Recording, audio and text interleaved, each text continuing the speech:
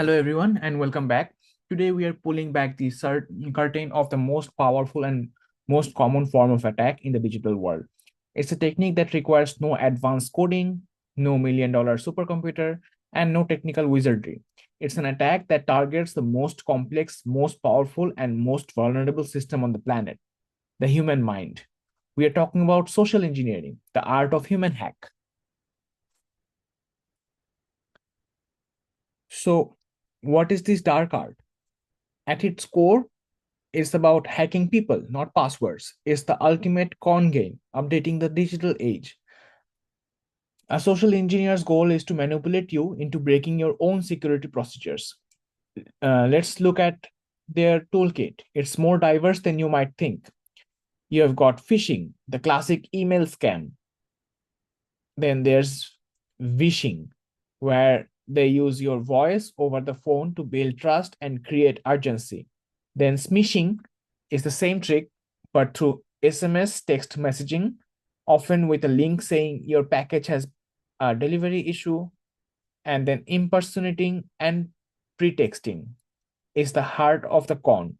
This is where they create a believable character and story. The pretext, they might pose as IT support, a new hire, or even a government agent. It gets more personal with spear phishing, where they target you specifically using your name, your job title, your interests, and if you are a big shot, you get the whaling treatment, attacks aimed at CEOs and executives. One of the most devastating forms of business email compromise, or BEC, is the infamous CEO fraud. An attacker will spend weeks learning about company and then impersonating the CEO in a perfectly timed email to the finance department saying, I need you to wire $50,000 to this new vendor urgently and discreetly. The losses from this alone are in billions. Why are we spending so much time on this? Because this isn't some minor threat, this is the threat. When you look at the numbers, it's staggering. The most security experts agree that somewhere between 80 to 90% of all success data breaches start with the human element, with the social engineering attack. Think about that. For every 10 companies that get hacked, 8 or 9 of them got hacked because someone was tricked, not because a firewall failed. The FBI's own data backs this up. Year after year, phishing is the number one most reported cybercrime. It's not even a close race. So the takeaway is simple but powerful. If we can learn to stop and spot social engineering, we can effectively eliminate the vast majority of cyber threats out there.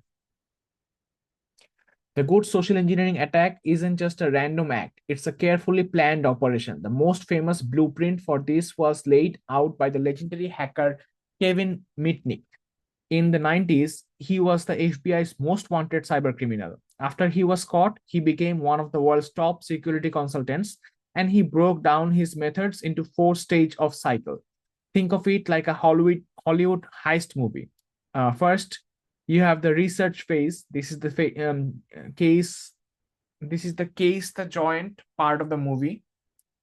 Next, development or develop rapport and trust. This is where the con artist charms their way in, then exploit trust. The inside man gets the target to open the vault, and finally, utilize information.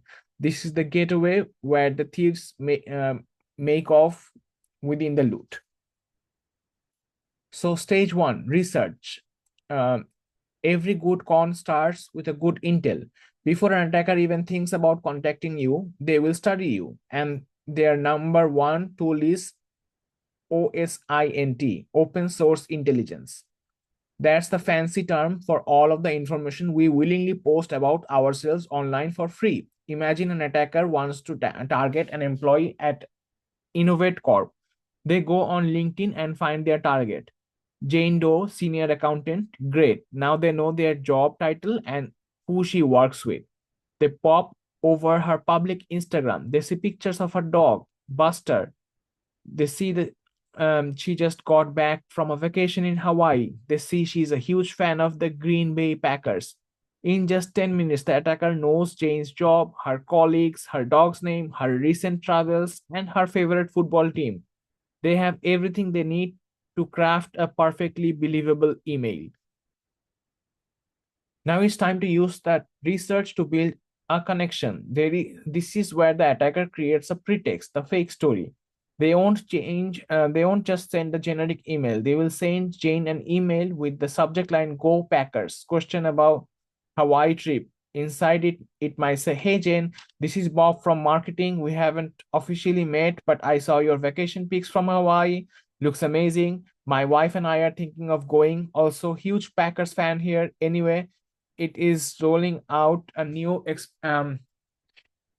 is rolling out our new expense report system while you were out. Could you click here and log in to make sure your access is working? See what happened? The attacker used her vacation and her favorite team to sound like a friendly colleague. They created a plausible reason for the request. And because it seems so personal, Jane's guard is completely down. This is how they build rapport and make the hook irresistible. Once the hook is set, it's time to reel the target in. This is elicitation, the art of pulling information out of someone without them realizing they're giving anything away. A master social engineering is like a professional conversational magician. They use the whole host of techniques. Flattery. Wow, Jane, you're the only one in accounting who seems to know how this system works.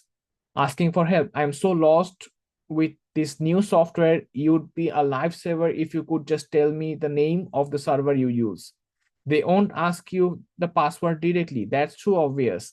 They'll perform gradual extraction. They might ask for one small, seemingly harmless piece of information today, like the name of name of an internet software. Then next week they might ask another colleague for a different small piece. They build the puzzle one piece at a time until they have everything they need. To make elicitation work, attackers rely on the three classic models of persuasion. First, identified over 2000 years ago by the Greek philosopher Aristotle. He understood how to convince people. The social engineering uses this playbook every single day. First, there's logos, the appeal to logic. The this just makes sense approach. A fake email from IT will be filled with technical jargon and reference official sounding company policies to make the request seem like a logical and necessary procedure. Next, there's pathos, the appeal to emotion. This is the most powerful one. This is the engine behind the infamous grandparent scheme. An attacker will call an elderly person and say, Grandma, it's me, I'm in trouble. I was in a car accident in Mexico. I'm in jail and I need you to wire $2,000 for bail. Please don't tell mom and dad. They'll be so mad. They are triggering powerful emotions, fear, love, and a desire to protect their grandchild. Logic goes completely out of the window. Finally, there is ethos, the appeal to credibility and authority. This is the core of CEO fraud. The attacker impersonating the CEO isn't using facts or emotion. They're using the sheer power of their supposed position. The email to the finance employee doesn't say, please, it says, I'll need this done now. They are leveraging the target's built in respect for authority and their fear of disobeying the boss. It's a power play, plain and simple. And now the final act. Once the trust is built and the information is gathered, the attacker makes their move. They convince Jane to click the link and enter her credentials into a fake login page. They might use a classic physical trick, leaving a USB stick labeled 2025 salary info in the office lobby, knowing curiosity will get the better of someone, or they get the finance employee to authorize that fraudulent wire transfer. And here's the kicker. A truly great social engineer is a ghost. They get what they want, and the victim often has no idea they have been hacked. The money is gone, the data is stolen, and the victim thinks everything is fine. The attacker's goal is to leave no trace, allowing them to use that stolen access again and again. Underneath all these stages are some powerful psychological principles, matching and mirroring. Have you ever noticed that you start to adopt a mannerism of your close friends? Social engineers do this on purpose. On a phone call, they will match your tone of voice and speaking speed to build a subconscious bond. It makes them feel familiar and trustworthy. Avoid cognitive load. Lying is hard work for the brain. You have to the intent to lie, remember the lie, suppress the truth, all while acting normal. This mental effort is called cognitive load, and it often leads to giveaways like avoiding eye contact or fidgeting. But professional social engineers rehearse their pretext so much that it becomes second nature. There's no cognitive load because in their mind they are marked from IT. Exploiting trust in a context. If you get a call from someone claiming to be your bank, you're already halfway to trusting them because you trust your bank. The attacker is hijacking the trust you have in the institution and applying it to themselves. They're borrowing credibility for free. So let's wrap this up. Social engineering isn't magic, it's methodological, predictable, and psychological process. By understanding the four-stage attack cycle, by recognizing when attackers are using logos, pathos, or ethos to persuade you, and by being aware of the underlying psychology of deception, you can start to see the metrics. You can spot the attack as it's happening. It all comes down to remembering that what the attackers are really after. They are not trying to guess your password. They're trying to get you to give it to them. They're not hacking your computer. They're hacking your trust.